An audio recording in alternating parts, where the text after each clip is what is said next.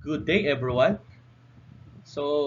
What I wanted to share for you today is about what makes a successful online learner.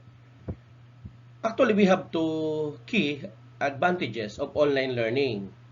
Of course, the flexibility and convenience. But online learning is a lot more challenging than it may seem.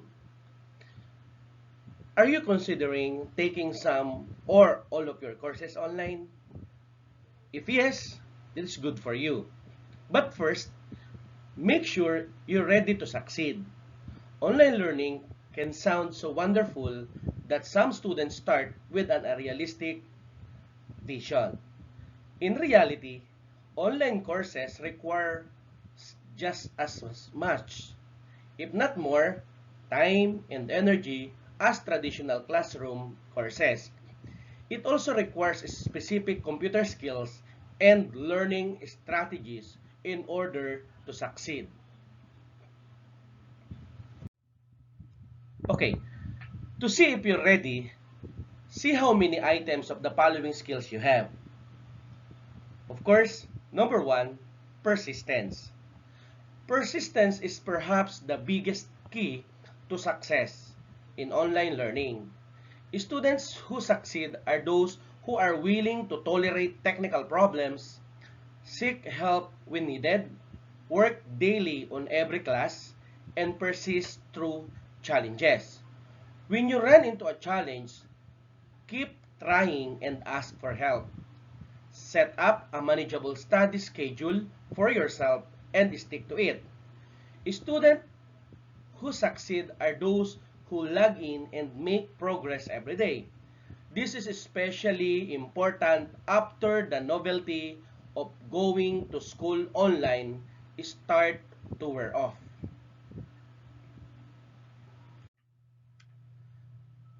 Number two, effective time management skills. You must be able to manage your time well. Most courses are not taught in real time. There are no set times for classes. This flexibility is one of the great benefits of online learning. It can also be a drawback for a student who procrastinates, is unable to stick to a routine study schedule, or is not able to complete assignments without daily reminders from a teacher or professor. Effective time management skills don't just happen. They have to be learned. Once you do, they will benefit you throughout your life.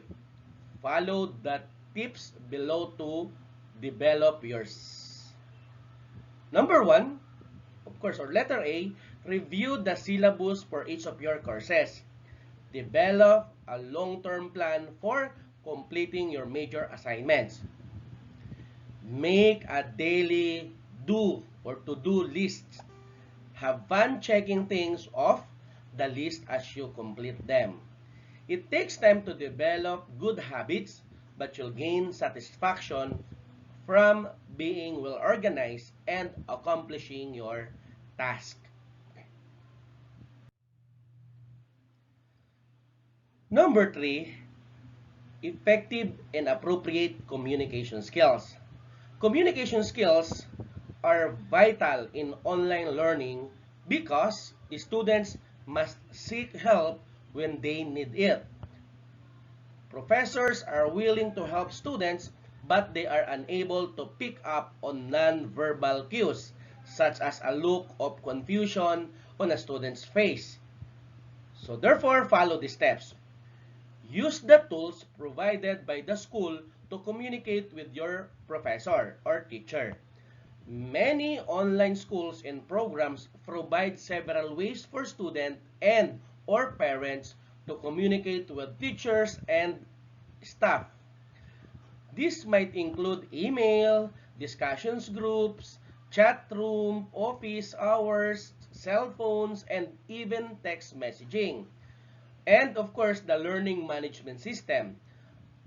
Teachers and staff want to help you to succeed in your classes and will your answer questions. It may feel awkward to talk with your teachers in this way, but don't worry. If your teacher has chat room or cell phone office hours, don't be shy about using those tools to communicate with your instructor or teacher.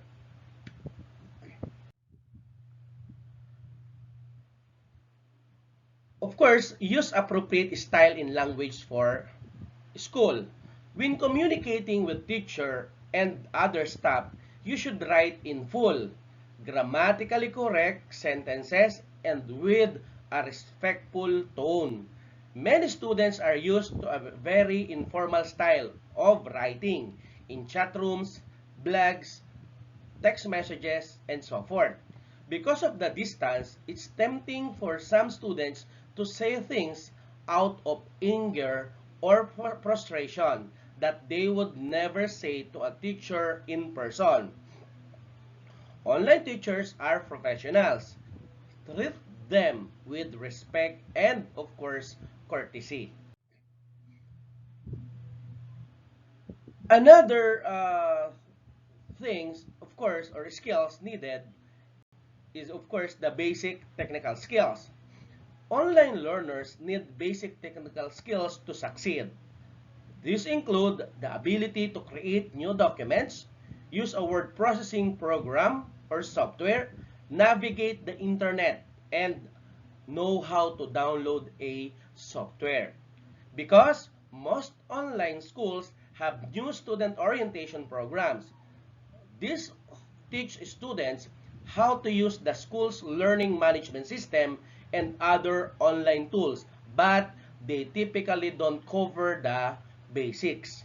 If you lack basic computer skills, you may want to find an online tutorial such as the one available through the library network and so on. Of course, our Google, YouTube, and so on. You'll also want to check the online school's main website for their hardware and software requirements. Make sure your own computer or laptop or cell phone meets those requirements. Number 5, reading and writing skills. Reading and writing are the main ways you'll communicate in an online class. Although some hard copies of textbooks might be required or module, and you should be comfortable reading a lot of documents on a computer screen and able to type. Some tests and quizzes have multiple choice question, but many of your assignments will involve writing short or long answers or even creating programs, no? Uh, following the procedures, no? And so on. If you type less than 25 to 30 words per minute, it may be worth completing a typing software program before beginning online classes. Number 6, motivation and independence. Of course, to be successful, an online student has to want to succeed. Online learning requires independence, internal motivation, responsibility, and a certain level of maturity. Have you given some thought to your own personal reasons for attending school? Or are you determined and self-motivated to succeed in school?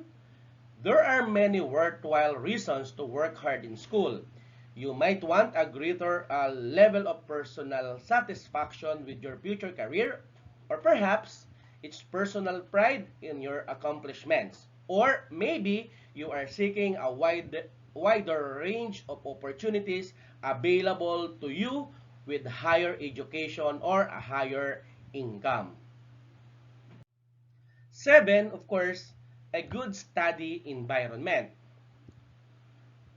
Get some peace and quiet. You will need a quiet place to work without distractions from things like televisions, family, or roommates. Avoid games, especially today. We have a lot of games, no?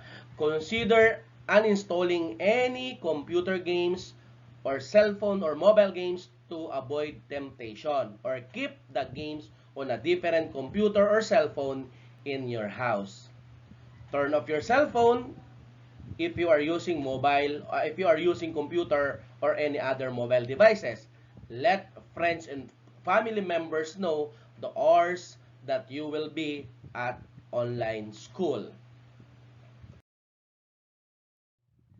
Beware surfing the black hole of the internet.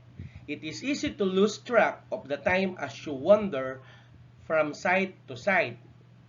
Another is consider ergonomics. Adjust the height of your chair, keyboard, and the screen so that you are comfortable. Forearms and things should be level and parallel to the floor. Wrists should not be bent while typing. And of course, do not stay in your bed. Another thing, set up a good lighting and comfortable setting. Lighting in the room or in your area should be at least as bright as the computer, laptop, or cell phone screen to avoid eye strain. So that's it. Thank you everyone for watching. Good luck and enjoy learning. But don't forget to like, share, and subscribe. God bless everyone.